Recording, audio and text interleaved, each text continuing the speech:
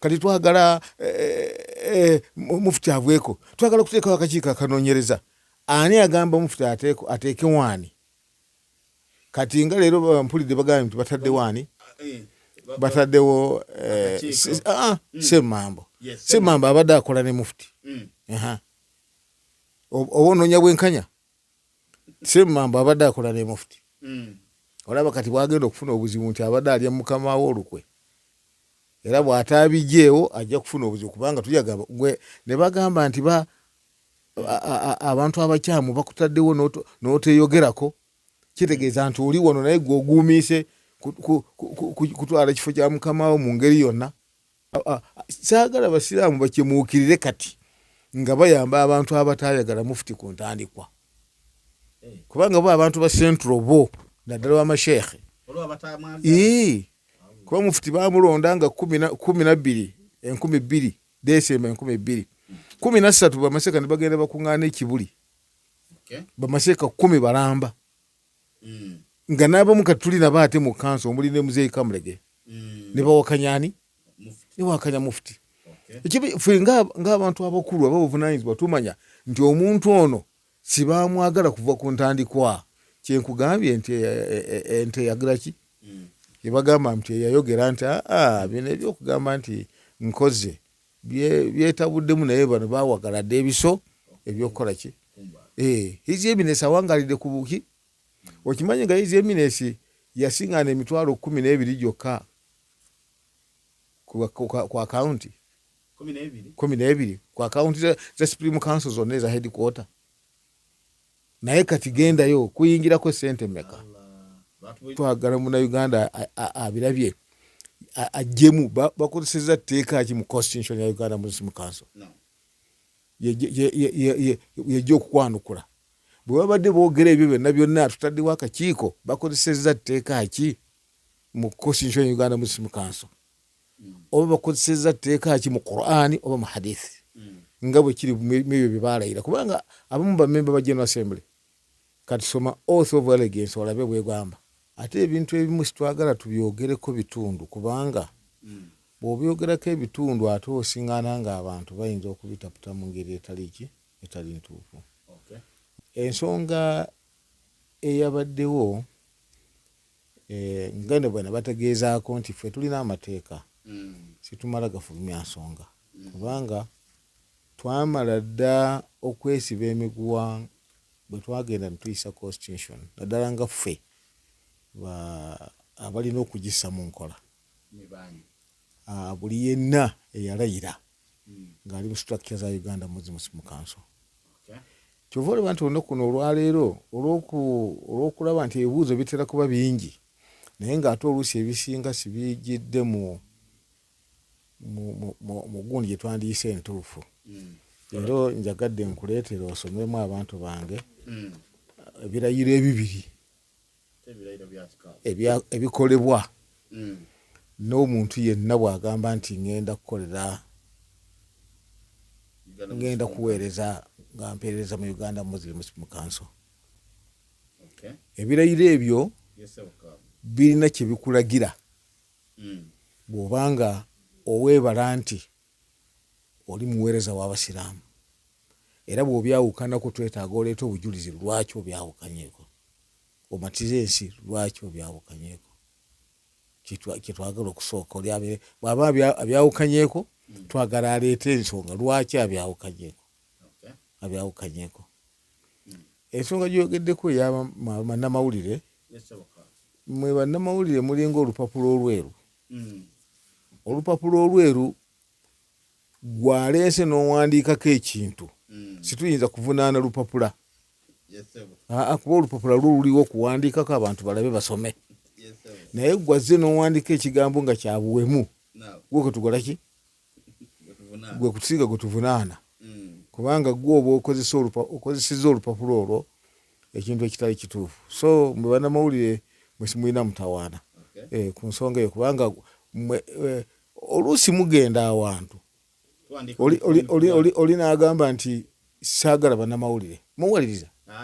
kitegeeza nti amawulire ge mugenda okuwandiika nayagadde gafulumye aba ayagadde gafulume mbere tubagira ki kubanga bw'osoma wadde ng'ebbaluwa ya president waliwo bangi abagikubyemu ebituli bw'ogisoma waliwo ebintu ebyetaagisa common sense amagezi go weegali amateeka go weegali naye wabaawo ekintu ekyetaagisa common sense kye tuyita amagezi ag'obuzaale kyova olaba nti oyagamba nti common sense is not common oli bwatyo bwagamba omuzungu kitegeeza nti common sense si kintu kya jjenjeero era ye Katonda yagamba mu Qur'an nti waman yu'ta al-hikmata fakad utiya khairan kathira ti omuntu bw'aweebwa kye tuyita common sense okumanya ekintu n'anoonya amateeka gaakyo n'atekenkanya Katonda aba muwadde ebirungi bingi kitegeeza nti oli Katonda aba tamuwadde okukozesa common sense ate aba mummye ebirungi bingi opposite yabyo ebaweeri nandyagadde omuntu yalayira asooke ambuulire nga bwe yalayira akozeseza tteeka ki mu Qur'an oba mu hadithi ekyo kakikomya okulayira okusooka kati genda okulayira okwokubiri eri oath of allegiance and oath of secrecy kale basimanyi mmoja kutegeerayo nti bwe tuba twogera ku Uganda Muslim Council twogera ku organization ey'obusiraamu buli ayogera nti property tuba twogera ku yes twagala atuwe obusiraamu sibulira Qur'an teyogera ku property oba hadithi teyina weyogera ku property tegayidinga fe twagala etteeka liri muki naddala singa ng'enkaayana zizzeewo ate situagala nze nganze mba saagala nnyo ate okuŋŋamba nti constitution njagala osooke aya olyoko tugende ku guideline ya constitution. Lwaki otugoba mu constitution? Kubanga constitution esobola okukyuka naye aya tekyuka. Ne constitution esobola okukyuka oba constitution tuyinza okwawukana oli n'asoma ekintu n'akitegeera bulala onakitegeera bulala naye yo Qur'an yo bw'oyagala okukitegeera ogenda bakola tafsiri abatusinga kutegeera na imaani ne bakola ki n'ofuna ddala Qur'an kyegamba oba hadithi ya Nabbi sallallahu alaihi wasallam. Eno tugamye nti era ebadde oath of allegiance kyenjagaddemu nti omuntu yenna bw'aba ayogera kati ng'ayogera ku bintu bya busiraamu ateekwa okutulaga waasinzidde mu constitution ate atulage waasingidde mu Qur'ani atulage waasinzidde okukola ekintu ekyo mu hadithi za Nabbi sallallahu alaihi wasallam. Kubanga kyeyalayira kyekiri mu kirayiro. Kati nze ataalayira ndina eddembe kaadhi kiba kiti tolina ddembe kubanga gwe ataalayira gwe walonda oli yankiikirira yakukiikirira oli yakukiikirira kitegeeza ate bwe mbaako ne kyenjagala ate nnakudda gyali kyova mutugamba nti tumanye we tujja information you know. Okay. Tugamye nti secrecy waliwo kyenjagadde okuyigiriza abampuliriza mu kisoose nti bw'aba oli yenna bw'aba awuliza amawulire ebigambo biyinza okuba bingi omulala ayinza okwogera ng'alina obusungu alinaki naye twagala quotation gyakwotinzeemu nga atukwotingidde constitution akubire ne aya Qur'ani akubire naki ne hadithi. Sitagala gamba mba doka yayogedde nnyo doka kyeki ku mateeka g'obusiraamu. Waliwo abokunkubira nti doka yayogedde doka kyeki. Doka bw'abanga agize aba talina njawulo na balala bonna. Tayogera na njawulo na balala bonna abazanyi ba katemba nabo boogera nnyo. Naye ffe twagala bwe tuba tuli ku bya busiraamu twagala ki otukwotingire guideline eziri mu constitution otukwotingire Qur'ani otukwotingire hadithi kuba kyewalayira gwayogera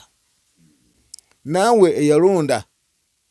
omuntu gwe watuma yensonga yalayira mu linnya lyo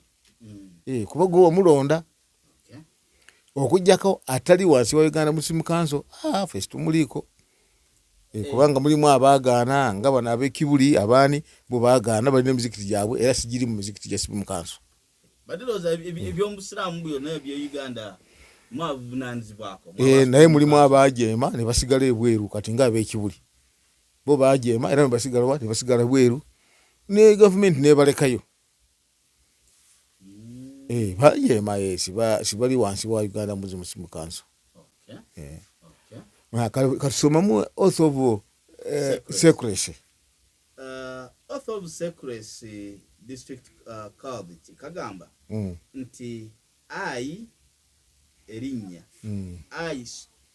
nagwere Amerika nkwade ekyokulabirako swear in the name of Allah, in the name of the Almighty Allah, the most gracious, most merciful, that having been elected as a member of the mosque chairman position hiyo nango bwatugambye batusizawo omwaka 2022-2027 of nibateekawo ekifo ky'omuzigiti ogwo oba Lugazal Mosque batusizawo Etwale ne batusizawo district Mweri ne region koze gwe oli mu Agazali kale then wa Lugazali of Muslim district do solemnly affirm that I will not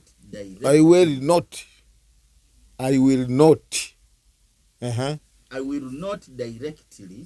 or indirectly communicate or reveal any matter to any person which shall be brought to my knowledge. Kakati aboogera baalayira bwabeera nga baalayira oath of secrecy kati babuzaabuza ensi ate nabo ne babula ne babuza ensi kubanga fe okuteekawo ebintu ebyo electoral commission okuteekawo ebintu ebyo yamanya naddala abantu abakkiriza mu musiraamu baasama nnyo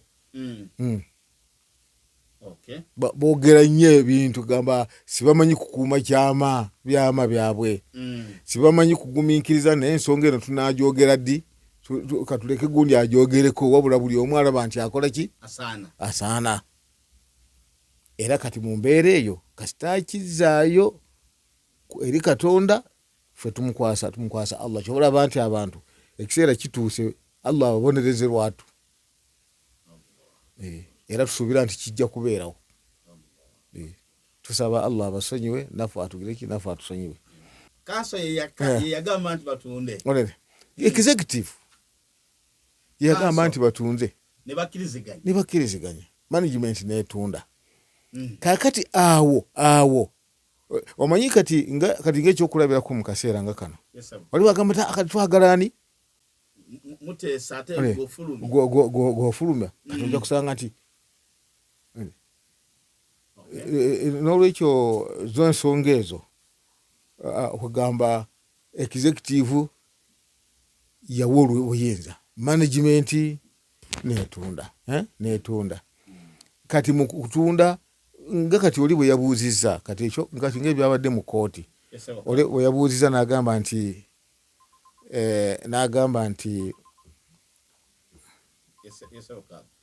oli yabuuzizza n'agamba nti ekintu kye mwagula weekiri oli n'agamba nti weekiri naye kati weekiri muwaaba ki kubanga oli yagula abakuba kerere bagamba nti mufuti yatunda si bwe kiri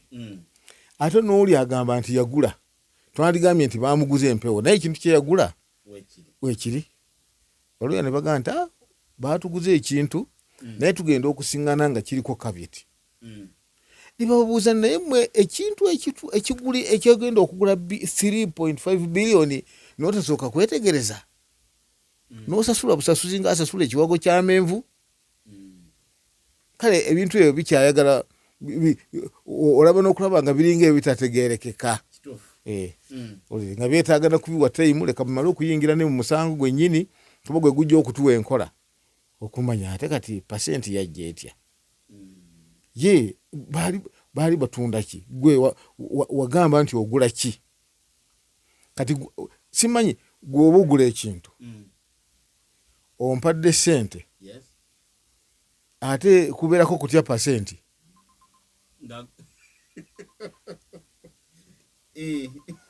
loobuzo kiraba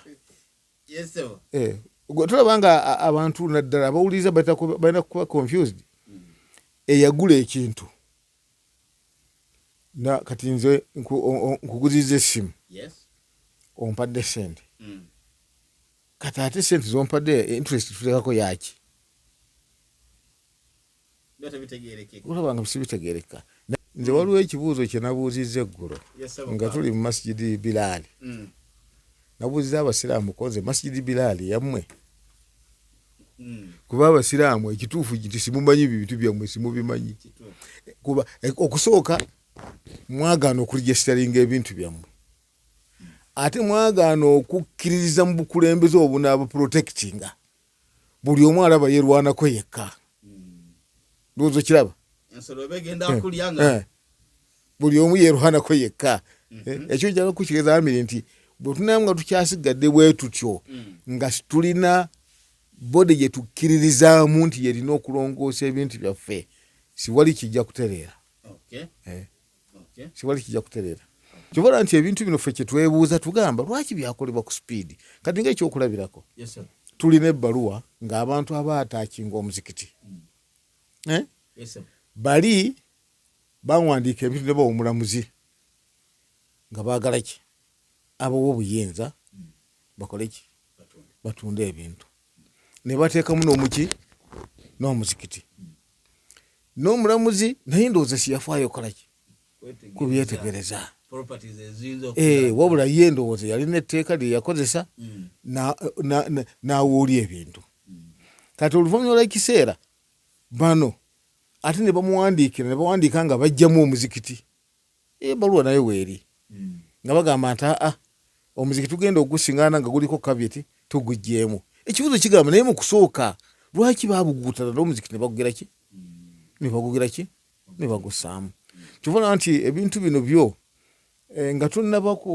kulowooza kino nakiri byo bikyalimu obutategereka bungi kyova olaba nti omulamuzi omu yabuuzizza balooya booli bakyabagwa